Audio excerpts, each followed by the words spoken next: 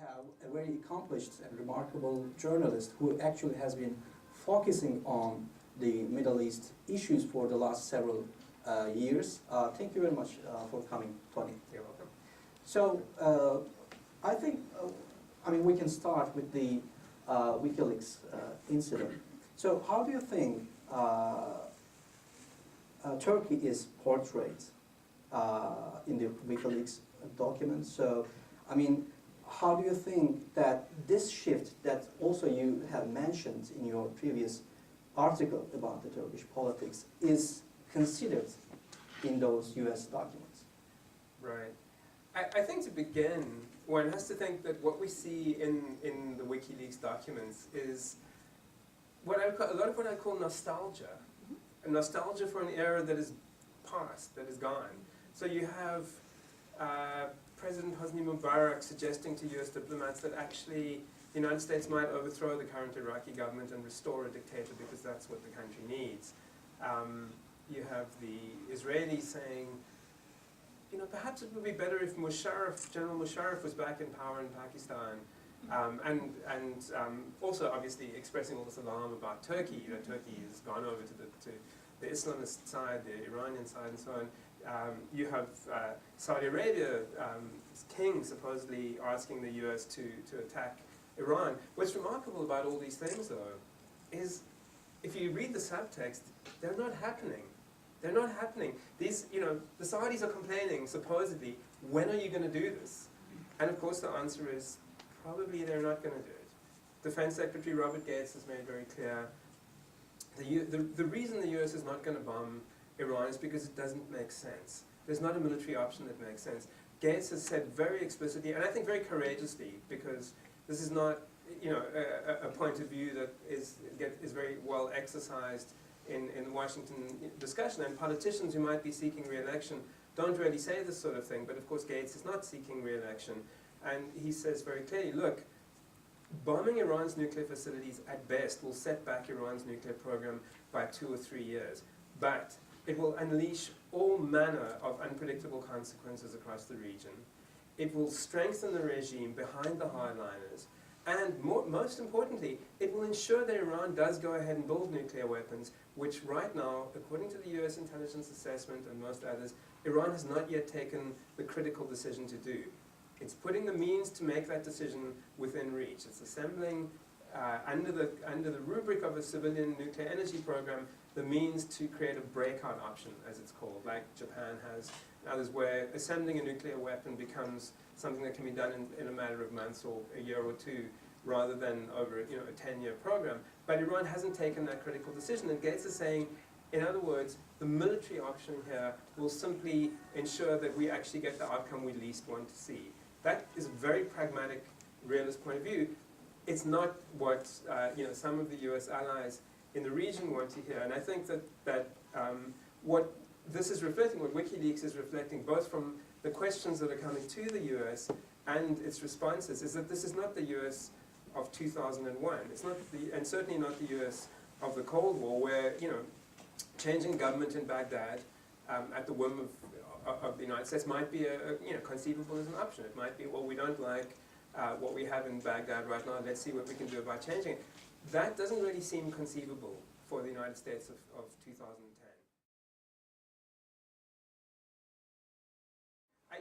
I think the US probably, when there's a reaction to the idea that perhaps Turkey has ambitions to govern all of its former Ottoman possessions. Obviously that would be a source of anxiety in the United States and probably in a lot of those countries. But if we take it, the idea that Turkey has a certain history of managing a very, very complicated set of relationships across a very, very wide territory and maintaining hundreds of years of stability. So within that schema, you think, well, where was Turkey in that Cold War schema for the United States? It was a good soldier. Turkey was there in the at the Korean War, and was there in the Afghan War, and has been pretty much marching in lockstep with the US for most of the last half century.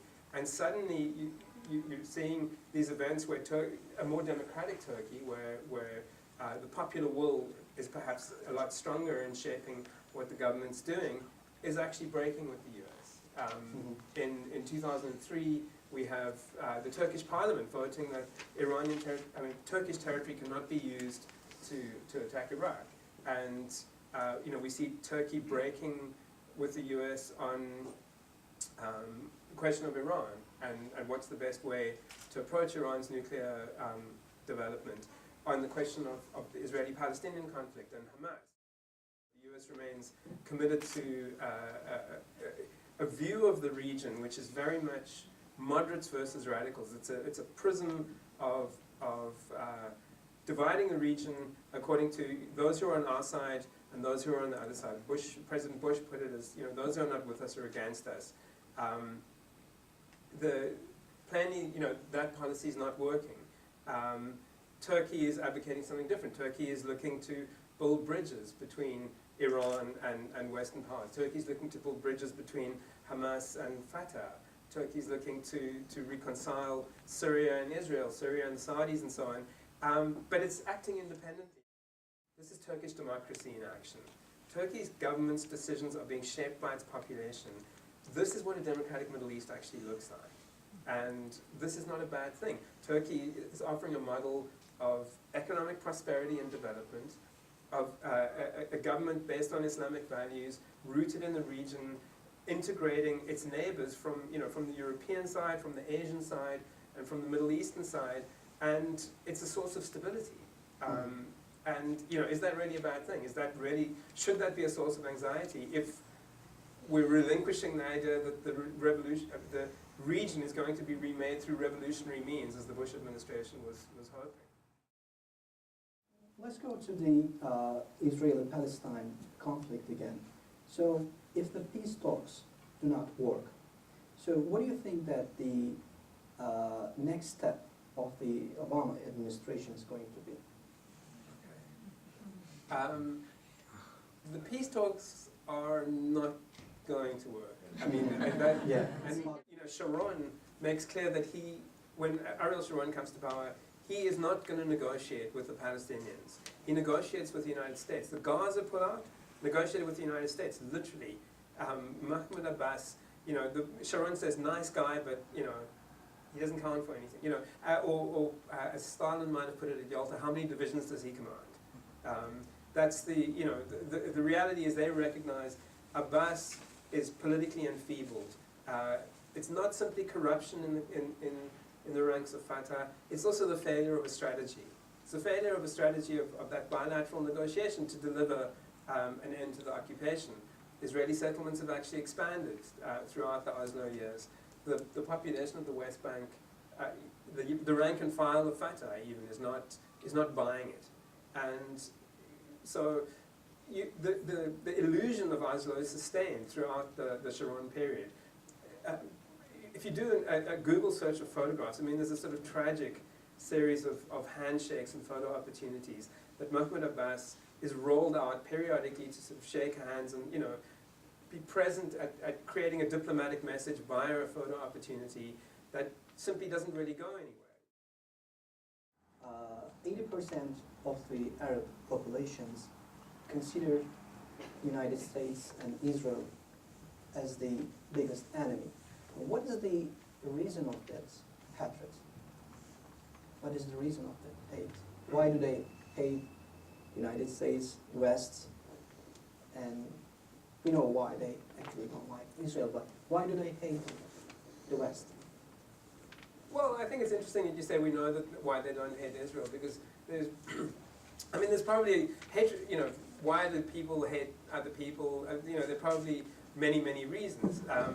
I think, you would have people who would say there's an ideology, there's religious extremism, there's resentment at the achievements of the West or the freedoms of the West that seem somehow threatening to the established order. Then, some of those things might be true and might be in play.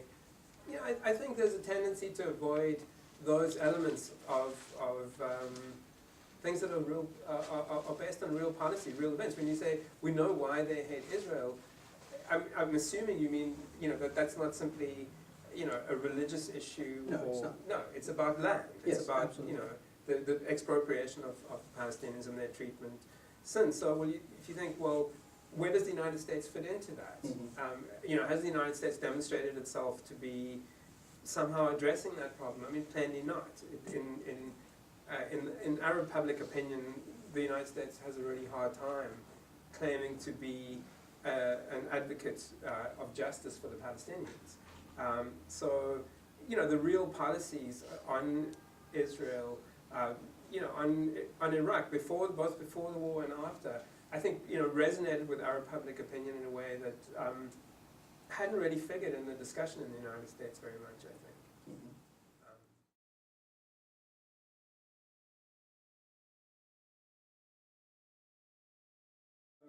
The fact that Turkey sent aircraft to help the Israelis fight the fires in Carmel in the past couple of days suggests to you the kind of relationship Turkey wants with Israel, which is one where they're prepared to help Israel, they're prepared to recognize Israel's vital interests and security and so on. They are willing to challenge Israel, they're willing to support the interests of some of Israel's rivals and antagonists. That they're looking to have relations in the region with everybody and that are not excluding anybody and are based on stability. But, I suspect, if you're asking for a prediction, my sense of where this will go is Turkey and Israel will begin to repair relations, but Israel will still, Turkey will still expect an apology for the Marvi Marmara deaths. And that the two sides will probably find some way to reach each other on that issue, because both, it doesn't really suit either side. It doesn't suit Turkey from the role it wants to play in the region to, antagonize Israel. Turkey is in a very unique position, potentially, to, broker agreements between Israel and Syria, for example. And it sees a great diplomatic good coming from that. Israel doesn't have a lot of friends in the region. Turkey's a long-standing friend. The military-to-military relationship is still very good. It doesn't suit Israel. Perhaps in Israel's foreign ministry there's an intemperate element who puts a Turkish diplomat on a lower chair and so on, but that's theater. And it's from Israeli governments are created by a very, a coalition politics that's based on a parliamentary proportional representation system. So, the foreign ministry doesn't speak for the government often.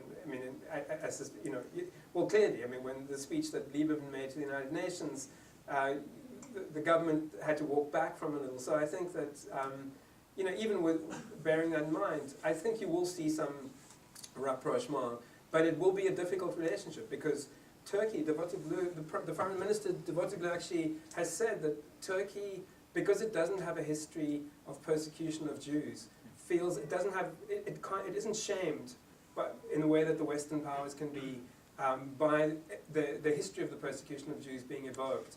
And it's more willing to say critical things to Israel. And I think it will seek to be a friend that says critical things. Israel, I suspect, will see a value in that ultimately, because there is a very pragmatic streak still in the Israeli leadership that, despite the more symbolic conflicts, that there will be a pragmatic relationship. But that's a guess. Okay, I want to thank the Turkish Cultural Center for organizing this talk today. Very, very important to be having a dialogue of this type at a point at which the Middle East is changing in ways in which Turkey seems to have actually appreciated a lot before the United States has, and can actually play a very important role in helping to guide the United States through a series of complex challenges in the months and years ahead. I think discussions of this type are very, very important, and I hope to see more such conversations being staged here.